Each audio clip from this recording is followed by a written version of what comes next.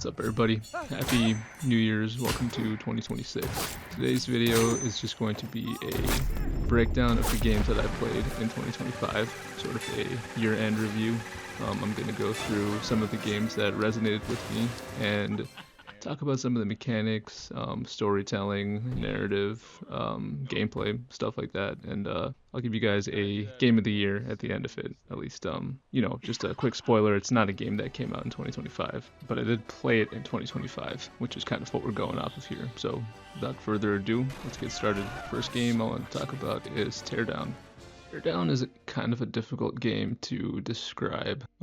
So what you end up doing in this game is essentially you get a bunch of tools like guns, explosives, different types of ropes. And what you're supposed to do with those things is essentially navigate the map and create little shortcuts for yourself so that you can start a timer, complete all the objectives, and get out of the map within the timer. So for example, if you look at the level that I'm on now, what I'm trying to do here is to throw all these safes into the water, but the second that the safes get wet, the alarm triggers, and I have to finish everything else that I need to do in this chapter and get out.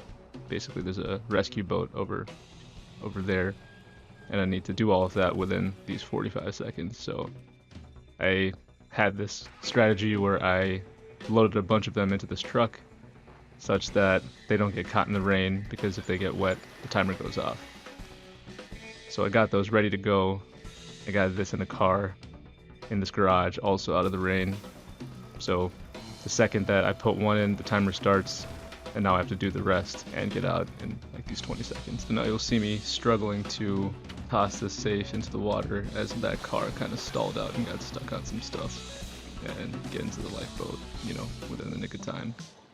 Time pressure kind of keeps you moving fast and keeps things tense, which is pretty fun. The other thing I kind of liked about this game was the overall ambiance, which was it was interesting. It was kind of quiet, moody, a little creepy almost, just because you're in this empty map, usually like a large house at night or a museum or something, places where you're generally not meant to be. And that's in the best of circumstances, because most of the time when you're somewhere at night where you're trespassing, you're not there to blow up a building or steal art or do whatever other illegal things you end up getting into in this game.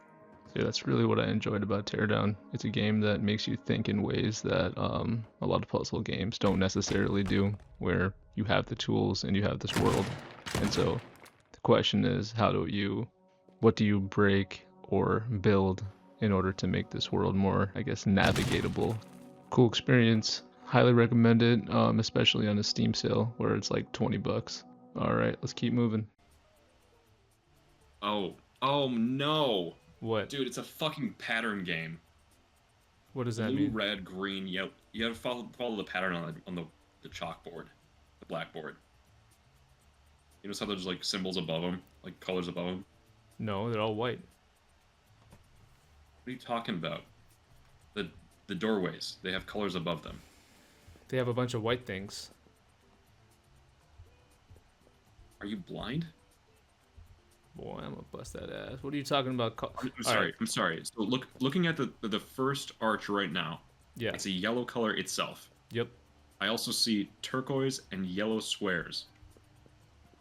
Oh, you're tripping, bro. I only see white squares. Are you telling me you don't see this? Yes. I'm telling you I only see white squares. Okay, let's run it one more time. Maybe I'm One sec. not rendering it. What the hell was that? Dude, I'm telling you I only see white squares. I'm not shitting you right. Yeah, that's not what they look like on my screen. All the squares are white. So it's a one-player thing? No. You're telling me I gotta direct you? Sounds like it.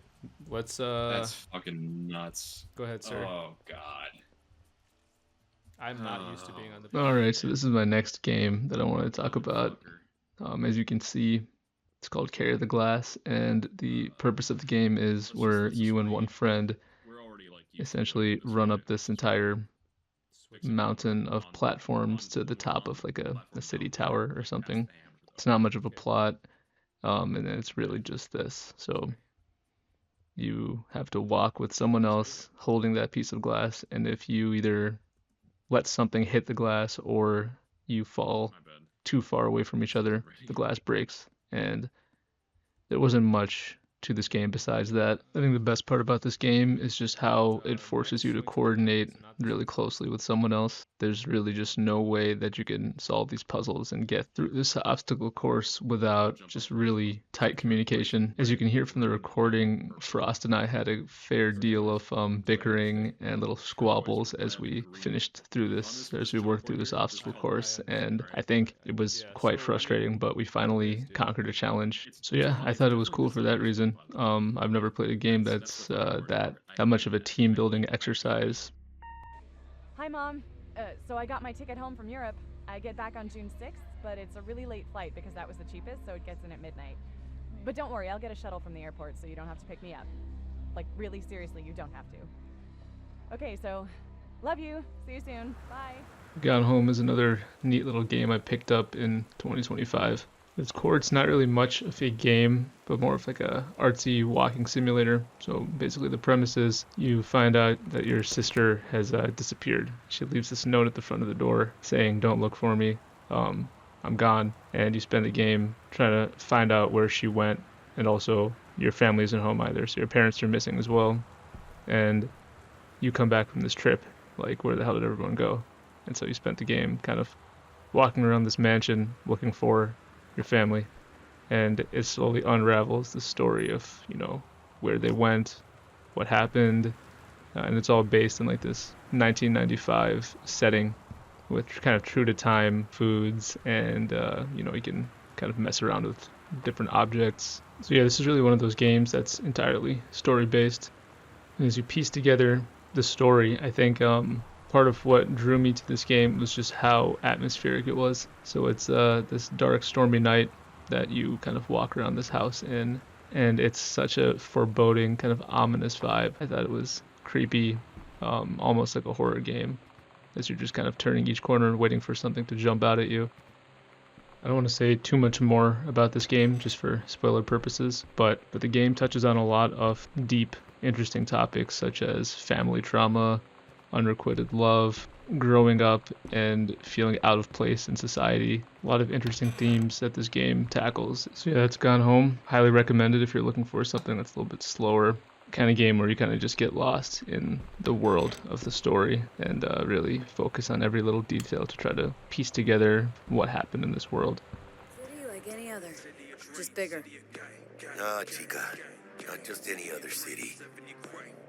Morgan Blackhand, Andrew Wayland, Adam This Smasher. game I wanted to talk about is Cyberpunk 2077. I think this game is better than the sum of its parts. At its core, it's really just another open world sandbox RPG where you have guns and melee weapons. You can complete quests in the open world. You have map markers that tell you where to go. There's stealth sequences where you try to hide behind enemies in an encampment and take them out, just like Far Cry did 20 years ago. But I think where Cyberpunk shines, where a lot of games tend to seem a little boring or played out, is just how well everything is executed.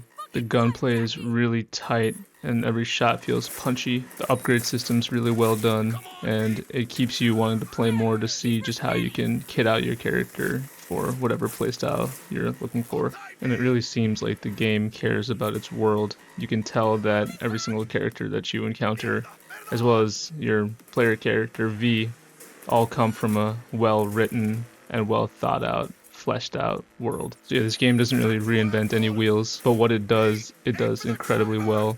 Also, Phantom Liberty is one of the best DLCs I've ever played. It's just so well-paced, gives you new, I guess, mechanics and gameplay elements to try, and that story is probably even better than the base game. Alright, moving on, we have Final Fantasy Tactics. I've been hearing people in the gaming community talk about this game for years and years. Something about how the job system is amazing and the story is politically charged and interesting. And I've been waiting for a long time to get a modern remake because I didn't feel like playing any of the old versions. So yeah, this game was an instant pre-order for me. This game has a really strong opening. I really enjoyed the way that the first chapter introduced the characters as well as the gameplay, different strategies that you can implement, as well as the class system. That was all super well done. For example, even in the one map you're seeing here, this game teaches you so many different things. It starts off by teaching you how to utilize altitude to your advantage for area control and extra damage. It also really forces you to use mages, and this is kind of where a lot of players find out just how strong magic is in their party composition. This game does a great job of tutorializing things without making it so obvious that it's doing that. So by the time you're done with chapter 1, you kind of know how to play the game, even though no one is holding your hand through that learning process. I think the story for this game is also quite good. I don't think it was perfect though. There's a lot of times where I know it's a complicated story that talks about lots of different themes, classism, sexism, criminal action in the name of your politics. I think all that stuff is really cool, but I felt like towards the latter half, they're kind of beating us over the head with themes, and to the point where I'm like, okay, we get it. Ramza is a noble who wouldn't understand the plight of the commoners. Then there was a late game twist that really made the whole story kind of stick the landing in a really cool way, especially in the context of when this game came out. I think it's a really bold story that they told that no other JRPG has really told since. So yeah, I thought the story was really cool, all things considered. And in fact, this game and this type of game stuck with me so much that immediately after I finished this, I went and ordered a copy of Triangle Strategy, which is actually my favorite game that I played in 2025. Alright, let's talk Triangle Strategy and what made this the game of the year for me. So this game starts quite similar and generally plays quite similar to Final Fantasy Tactics. You're going to have the same turn order system where units go one at a time instead of team by team, and you're going to have the directional system where you choose where your unit is facing, which will affect gameplay through like backstabs and things like that. And I think the story generally follows some similar trends to Final Fantasy Tactics. Some similar themes, such as the price of power. You have nobility versus commoner as like a kind of common motif, like how important is the life of one versus the other.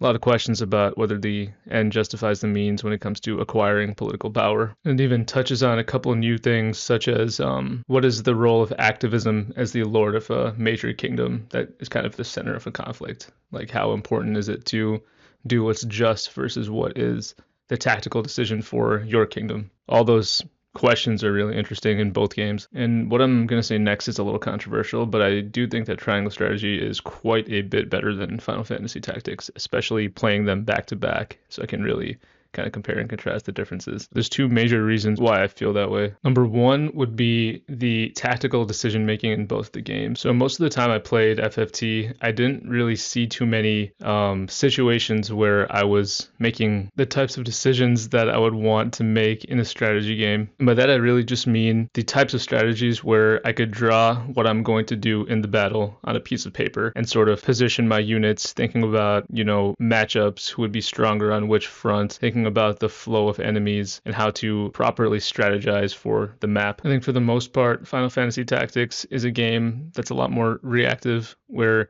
you can do some positioning and you can do some planning, but most of the time you're just trying to keep your units alive, revive them if they die with a health potion or a healing spell, and kind of just rotate around the enemies. And then in contrast, whenever I was playing this game, Triangle Strategy, there's a lot more time spent kind of staring at the battlefield, looking at the placement of enemies, and winning battles by using my brain, oftentimes more than the abilities that my characters had. Second reason why I like Triangle Strategy so much more than FFT was the skills of conviction and how that lets you make decisions in the story. So basically the way this works is that whenever there's a key decision on what your army should do in any specific situation, you're going to be able to vote with your party and decide how to move forward. And based on the decisions that Serenoa makes through your decision making, you're going to end up with a handful of different endings. So I think this is really the perfect way to design a story that's so based on values and morals and making decisions that are not always easy to make, by forcing the player to tackle with these personally, because now you can choose how to move forward. You're not just sitting as a passive observer to a complicated story. You're making decisions that could end in you know, death and demise for your army or selling out a group of oppressed people in order to secure your own kingdom. Really difficult things that make a lot more sense in your head once you're the one kind of pulling the strings. So yeah, I think being able to affect the story yourself helped anchor it in your brain and made the story that much stronger for it. So yeah, there's the list of the best games I played in 2025. I know there's a ton of games that I probably missed, but maybe they'll pop up in my next 2026 Game of the Year video. So yeah, that's pretty much it for me. Thanks for watching, guys.